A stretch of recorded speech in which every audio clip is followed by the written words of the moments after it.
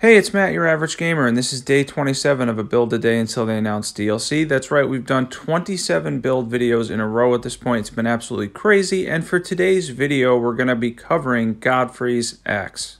Definitely be sure to sub, by the way, too, if you're not subbed at this point, because we're going to be covering a ton of Elden Ring, and when DLC inevitably comes out, we're going to cover that too and make a ton of crazy awesome builds. For this one, though, Godfrey's axe was pretty fun. I'm going to go through the good and the bad about it, come up with a really solid build, show you equipment, everything you need to know, and show how it works out on bosses and mobs. So first I want to talk about some of the bad here, and one of the issues with Godfrey's axe is actually the scaling. It only scales with at plus 10 a C in strength, that's what it maxes out in, and it very much in many ways is kind of a quality weapon. You can get an equal amount of damage going for 50 strength and 50 dexterity as opposed to just maxing out strength for some reason. I'm not sure why they chose that in terms of scaling for this weapon, but yes, it leans towards both. A little better in strength, obviously, but we do wish that it would be higher than a C because a C is a little bit low for what should be a very, very strong strength weapon. Now, his axe acts sort of like a war cry in a way. You get the roar that gives you bonus damage, and then you can follow up with two unique charged attacks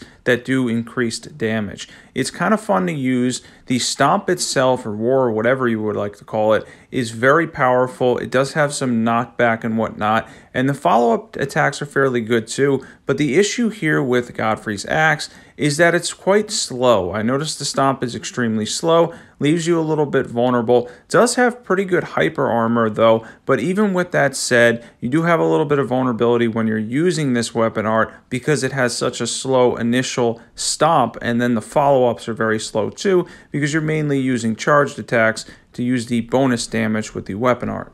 And now the bad that's out of the way, we're going to talk about the good. The good about this weapon is it is very hard hitting. The stomp is incredibly powerful. It's obviously boosted by the shard, and it can also be boosted by the roar medallion as well, giving you even more bonus damage and essentially boosting the stomp by 30% just by those two talismans and making it very powerful in that sense. For this video, by the way, we're on journey I think 5 on this character, and I actually only had the axe at plus 8. I didn't have the bell bearing for apparently somber 9s, and I used the 2 that were in Kaled, and then I didn't have any Ancient Dragon ones on me, so I ended up using the axe at plus 8. It does still max out with a C though at 10, I double checked that. And the stomp itself, though, is powerful. That's definitely something that's good about this. It does a lot of damage, has fairly good knockback, good hyper armor. There are some benefits to using that. It's a very, very good strength Ash of War. And for mobs, by the way, this is absolutely fantastic. It has a really good crowd control aspect to it. Like I mentioned, it is a fairly good strength Ash of War. It's really powerful. The initial stomp having that knockback, having good hyper armor, and then the axe itself having fairly good base damage is pretty fantastic. The issues really remain with the scaling, as it's very unfortunate that it couldn't get to a B or an A to kind of give us a little bit more with the weapon. It is a little bit disappointing that it has to be stuck at a C in strength and a D in dexterity. And I even tested this when I went to go respec, and I realized something, that 50 strength and 50 dexterity gave me more damage than having 80 strength and base dexterity, which again, I came to the conclusion at that point that it was basically a quality weapon, which again is a little bit weird for a strength weapon, as you'd expect more out of the strength stat that you'd invest in for a weapon like this. But even so, even as a quality weapon, and it does give you the choice to change up to a lot of other quality type builds in the meantime if you decide to, and there's a lot of variety in quality builds. But again, you would expect more from the strength standpoint. Even so, though, the Ash of War, the stomp itself is fairly good. Let's see how it holds up against Golden Shade. Well, he's got his stomp and I have my stomp. And honestly, my stomp does a lot of damage to him. He doesn't have a ton of health, notoriously. He's kind of easy compared to, I don't know, maybe there might be a real version of him later in the game. But anyway, at this point, since we're using his weapon, I don't think there's a lot of spoilers there. Golden Shade takes a lot of damage from this. The stomp's really good, and as you can see, the hyper armor is pretty fantastic too. It is very, very easy to use. The problem though is it is a little bit slow and it's hard to time. It took me a little while to get used to this, especially since I hadn't used Godfrey's axe much before this video.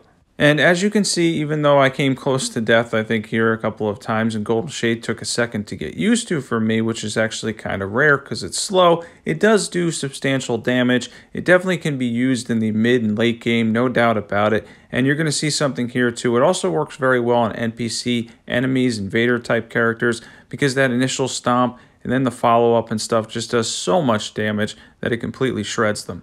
And back to the first place that I tested this on was at Gatefront, and again, it really is one of those weapons that completely wrecks mobs. If you're having any difficulty with any mobs in the game, this is definitely one of the weapons where you can just go in, use your stomp, and completely annihilate them. The regular axe swings, even the light attacks, have fairly good damage too, because it is a hard-hitting weapon. And then, of course, if you have any build-up where mobs are coming after you, you have that awesome stomp that does a ton of damage and a ton of knockback that with the R2, I'm on Xbox, for me it would be RT, right trigger, you're going to have those follow-up attacks that do a lot of damage as well, and they're quite good. The follow-up attacks that you're going to be able to use are also boosted by the Axe Talisman too, and you can get a lot of damage out of the entire weapon art against mobs because they're not going to stop you from using it. You'll be able to go through the entire thing because you'll have solid hyper armor. And now let's get into equipment for this build. Now we have Godfrey's axe at +8. Obviously, you're going to want to get it to +10, but it still maxes out with a C in strength, unfortunately. Back to the thing where it's very much a quality weapon. And then we have the Highland axe for the passive. Any seal will do. Preferably get to 55 or higher posture, poise, Shard of Alexander, Roar Medallion, Axe Talisman. We have the Great Jar's Arsenal because this is a lot of weight. And then we're using the Charge tier, and then you can use the Faith tier for buffs as well. Now for stats, I went for 50 strength, 50 dexterity, and 50 vigor, and I managed to get more damage out of it than going for minimum dex and 80 strength out of it, which is just kind of crazy to think about, but yeah. By the way, for the people that are wondering if my build adds up to 160, I'm using the Faith tier, which gives you an additional 10 levels for 3 minutes, so that'll make it seem like my stats are 160 because of that extra 10 levels. That gives me the chance to do Golden Vow, Blessings Boon, and all the buffs I like to do. Now, for the buffs, it's nothing too complicated for this one. I'm just doing a couple of simple buffs. Things I like to use here, I'm going to drink the tier first for the Charge tier, and then we're going to cast Golden Vow for that extra 15% damage and defense. Then we're going to use Blessings Boon for a little extra health, and then Flame Grant Me Strength for the physical damage boost, tap her off FP, and then we get to use that awesome Stomp. And then obviously with the R2, you have 2 follow-up attacks and the same drag that Godfrey does, which is pretty cool. It does a lot of damage too, and I believe it's boosted by the Axe Talisman as well from my testing. And overall, this is a fairly decent weapon. It probably isn't one of the most fantastic weapons in the game. They probably need to fix the scaling on it so it scales better with strength. Kind of wish there was 2 versions of the axes, one with like the complete axe where we can get an A in strength. But even so, we made a decent build out of it, did pretty fantastic damage, and that is day 27 of a build a day until they announce DLC. If you're not subbed and you love overpowered PvE builds or you love Elden Ring content in general, definitely check out all the awesome builds on my channel. There's a ton of them on there now. Thanks for watching, everybody, and I will catch you guys there.